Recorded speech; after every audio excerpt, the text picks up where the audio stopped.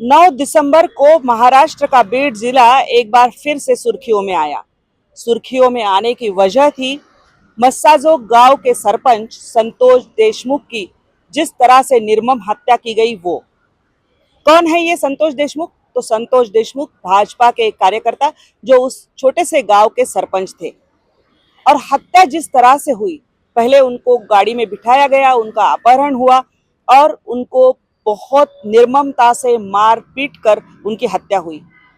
ये हत्या जब हो रही थी उसका वीडियो भी निकाला गया और वो वीडियो जो है वो किसी बड़े नेता को दिखाया गया। ये सारा घटनाक्रम पूरे महाराष्ट्र में चर्चा में आया और जाहिर सी बात है इसको लेकर वहां के जो बड़े नेता है उनका नाम आना स्वाभाविक था, क्योंकि जिस प्रमुख व्यक्ति का इस घटनाक्रम में नाम आगे आया वो नाम था वाल्मीकि कराड। और क्यों वाल्मीकि कराड का नाम आया?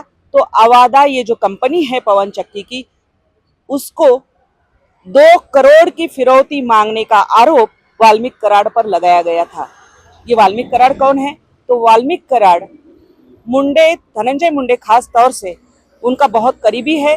उनके घर में काम किया करता था, उनके पिताजी से लेकर वो काम किया करता था। उसके बाद में वो स्थानीय चुनाव में भी उतरा और चुनकर भी आया था।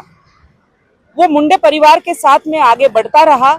गोपीनाथ मुंडे जी के साथ में उसके जो रिश्ते हैं वो ठीक नहीं रहे, लेकिन वाल्मीकि कराड धनंजय मुंडे का करीबी माना जाता है। और ये भी कहा जाता है कि उनकी पूरी राजनीतिक गतिविधियां हो या चाहे उनका पूरा काम हो, वो वाल्मीकि कराड देखता है।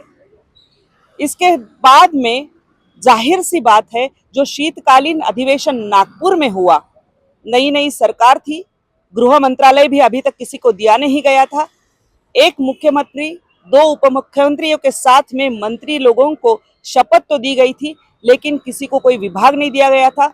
वहां पर जब शीतकालीन अधिवेशन हो रहा था तो नम्रता मुंदड़ा हो या फिर सुरेश धस, इन्होंने ये मुद्दा जिस तरह से सदन में उठाया और उनके साथ में जितेंद्र आव्हाड ने भी ये मुद्दा जोर शोर से सदन में उठाया।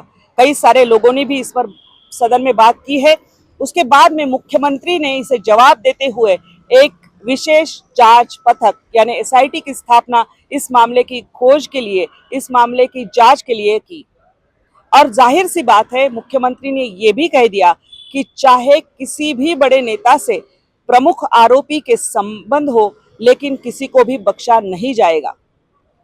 इस मुद्दे को लेकर महाराष्ट्र की राजनीति गरमाई, सदन में ये मुद्दा लगातार छाया रहा और सरकार भी विवश हो गई कि इस पर बहुत कड़ी सख्ती से कार्रवाई करना जरूरी है।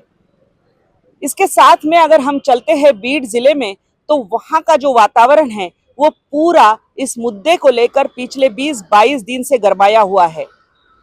इस पूरे हत्या के बाद में लगभग सभी राजनीतिक पार्टियों के नेता उस गांव में गए, उन्होंने इस पर आवाज उठाई और देशमुख परिवार को एक सांत्वना भी दी, साथ में ये भी मांग की कि संतोष देशमुख की हत्या का जो है वो पूरी तलाश करनी चाहिए, इसमें जो प्रमुख आरोपी है उसको भी गिरफ्तार करना चाहिए, तभी देशमुख परिवार को एक तरह से न्याय मिल सकता है।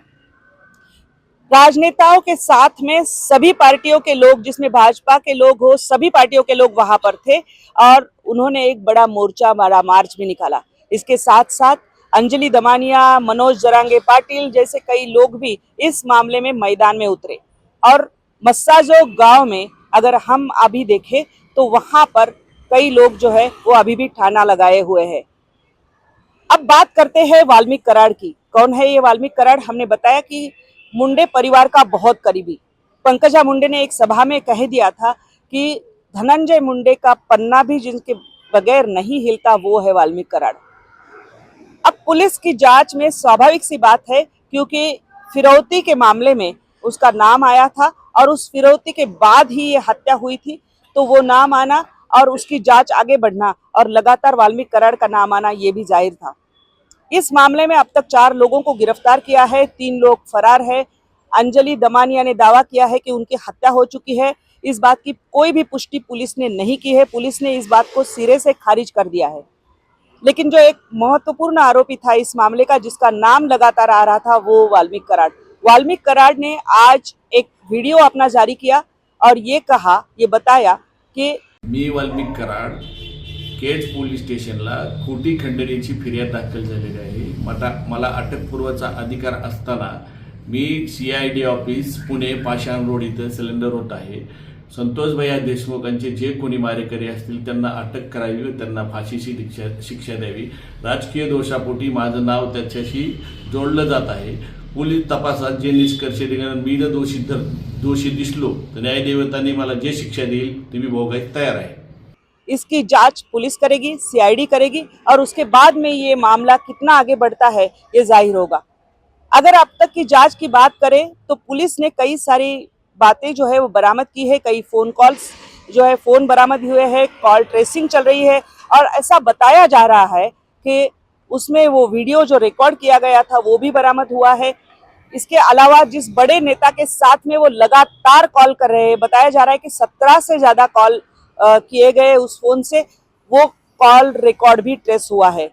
जांच आगे बढ़ने के बाद में इसके पूरे जो धागे हैं वो किस तक पहुंचते हैं, कौन हो व्यक्ति है वो इस मामले में असली दोषी है, ये भी जाहिर हो जाएगा। लेकिन इस मसले को लेकर अगर हम बात करें तो पूरा बीड जिला और वहां की गुंडागर्दी और राजनेताओं के आशीर्वाद से चलने वाली जो गुंडागर्दी है वो सामने आ गई है।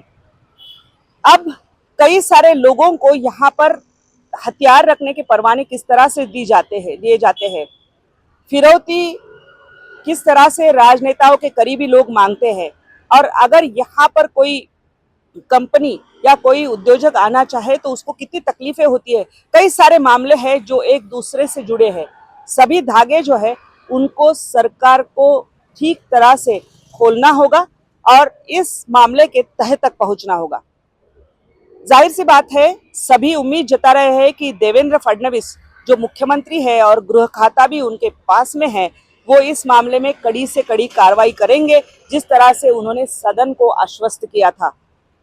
लेकिन इस मामले को लेकर जो राजनेताओं के आशीर्वाद से चलने वाली गुंडागर्दी है उसके भी तह तक जाना होगा और उसमें भी जो लोग दोषी है उन पर कार्रवाई करनी होगी, कड़ी से कड़ी सजा देनी होगी और उसी के बाद शायद महाराष्ट्र की जो आम जनता है वो सुरक्षित महसूस कर सकती है, आश्वस्त महसूस कर सकती है। अभी की जो ताज़ा खबर है, जहां हम खड़े हैं CID के मुख्यालय में, उसके पीछे कुछ समय पहले वाल्मीकि कराड शरण आ चुका है और जांच आगे बढ़ेगी। कैमरामैन धीरज ढगे के साथ प्रतिभा चंद्रन, नवभारत, पुणे।